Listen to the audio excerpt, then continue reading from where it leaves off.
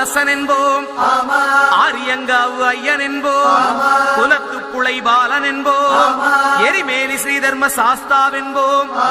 சொரிமுத்து ஐயனார் அப்பன் என்போம், ஜோதிச ரூபன் என்போம், மகர்ஷி மர்தன் என்போம்,